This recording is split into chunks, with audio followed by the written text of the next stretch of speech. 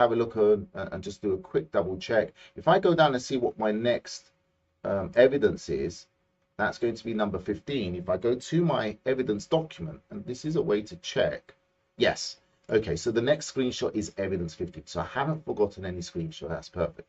So I'm doing this in real time, guys. So you're going to see how you should work in the actual exam. Okay, so going back to my question paper, I finished with my document.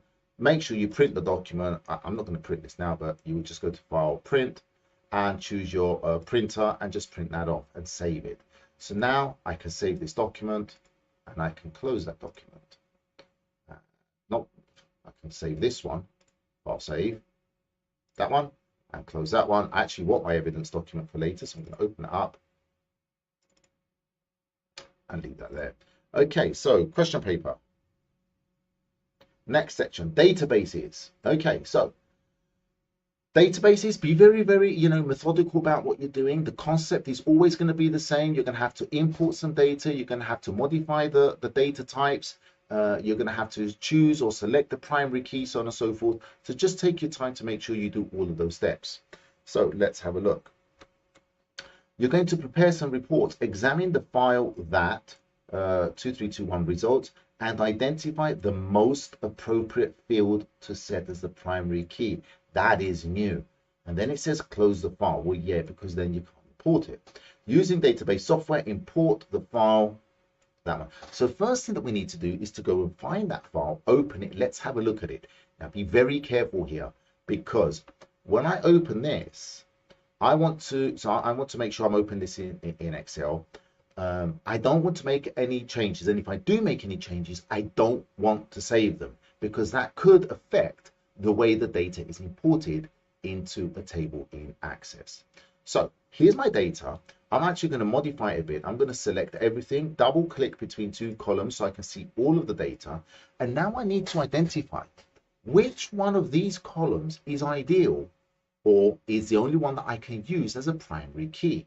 Now the primary key field means that you cannot have the same item twice or a duplicate in that column because then it wouldn't be unique. Now straight away you see this word here, start code. And you will think, well, maybe that is the primary key. Don't be fooled, because I've already spotted two of them which are exactly the same. There you go. So how can you make sure you choose the right one? It could actually be the race time. It's going to be really hard going through all of these race times here to see whether there's a duplicate. So I'm going to show you how you can do this in Excel. Now, your ICT students, you're going to be assessed on Excel, so you should know how to do this. So I'm going to select all of my data from here all the way down to the bottom. Let's go back. So the first one, go down to the bottom, and now I'm going to hold the shift button down and click that last one, and that's going to select all my data. The reason I'm going to do this is I'm going to apply conditional formatting. So I'm going to go to my conditional formatting. I'm going to go to new rule, and I'm going to choose format. Where are this one? Format only unique or duplicate values. So I want to find all the ones which are duplicate. The idea is if a column has got a duplicate in, it will be highlighted. If it doesn't, nothing will be highlighted. So I'm going to go to format. I'm going to highlight a fill color with, let's say, a blue color if there's a duplicate. Click OK and OK. So let's have a look. So straight away we can see the start code. All of this is blue, so that means all of these are duplicated values. That's no good. The last name is unique, but these two are duplicates. This one here, first name, again, I've got a duplicate. The race number looks like, the race number, the race time are the only ones right now that don't have a blue. So I'm going to scroll down. Oh, there you go. Can you see that the race time has got duplicates in here? And there. So the only one here that doesn't have any duplicates, there you go, is this column D. I'm going to go all the way to the bottom. Perfect. That's my primary key, guys. There are no duplicates in this column, column D. Perfect. So now I'm going to close Excel. I want to make sure race number, that's my duplicate, my primary key, sorry. So I'm going to close Excel. I'm not going to save anything. And now go back to my question paper, and it says, using database software, import that file, use these field names and data types. Set the identified field as a primary key. Now, we said I'm just going to highlight here my race number was my primary key field. So I've just highlighted that on my question paper so I don't forget. But I'm going to right click in this area here. I'm going to go to new. I'm going to go to Microsoft Access Database. And it's going to ask me where I'm going to save this. I'm just going to go to my desktop. There's my folder. And I'm going to click create. Now you can give this a name. I'm going to call this, let's say, NP CY127 1, 2, 3, 4. So it's my initial, center number, and candidate number. You don't have to, it doesn't ask you to, but it just makes sure if I do take any screenshots of my file, that's evidence this is my work. Now, from here, I now need to import my file. So I'm going to go to external data, new data source, from file, text file. I'm going to go to browse, go find my folder. So it's on the desktop. Here it is here. And I want to import the J2321 results, this one here. Now, I'm importing as a new table. I'm not going to add this data into or link it to any other table. So I'm going to click on OK. Now, you should be able to see the data like this. If you get something which you can't read, all these wingdings, something's wrong, or your file is corrupt, make sure you raise your hand and tell your teacher. So that looks good. The delimited characters is a comma. Next. First row contains field names. Yes, because the first row is actually titles. It's headings. It's my field names. It's not data. Next.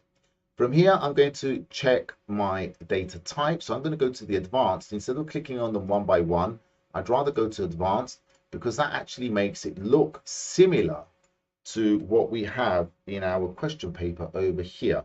And I can compare the two. So all of these here are text. My race number is a number, 0 decimal places. So I'm going to use integer for that. Integer for that. Number, integer for that. These are integers and these are integers because it doesn't want any decimal places. And if I go back, I can also see that these are actually just whole numbers. All right, so let's begin.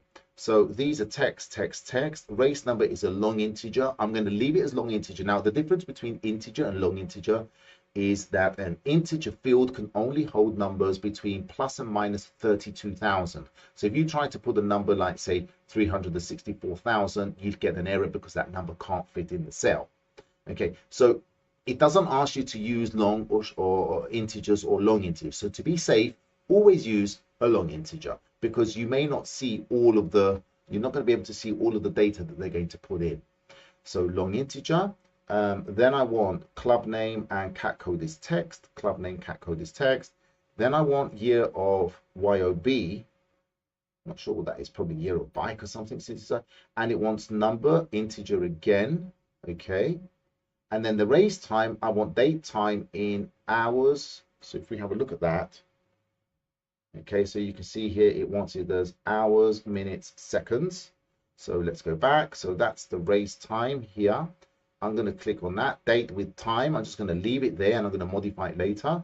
And then event rank and cat rank number and number. So integer, no decimal places. Click OK. Next, choose my own primary key. Yes, not the start code. We want the race number. So this is our unique field. So it's a primary key and click on finish. Now, if all goes well, you should just see, and close that. You should just see one file that looks like this. If you see two files or you see an icon which is different with an arrow, which means it's linked it to something or anything like that, that means you've done it wrong. Delete it, start again, and just double check your work. Okay, so let's go to the question paper.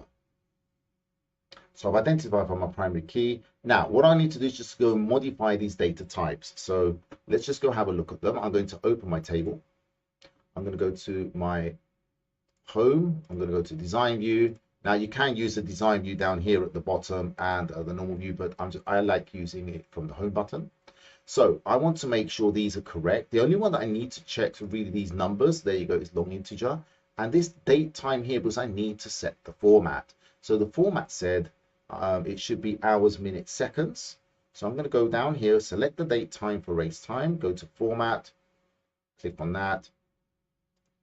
And I want this one here, long time, because can you see it's displaying 173423. That's the long time format. And I'm just going to click on save there.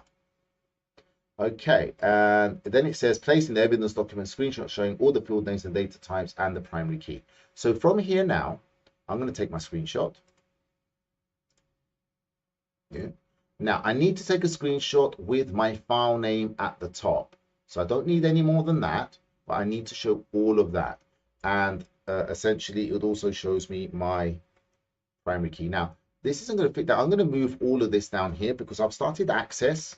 Make this easier for the examiners. Don't make their lives difficult. Be nice to them.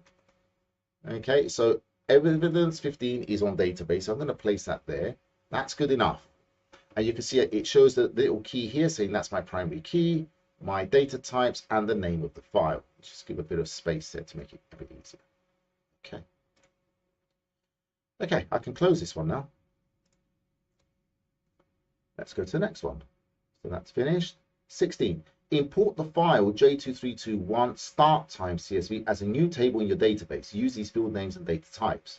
Okay, so again, I've got this date time thing here. So let's go back. Set the group code. So here it gives you the primary key.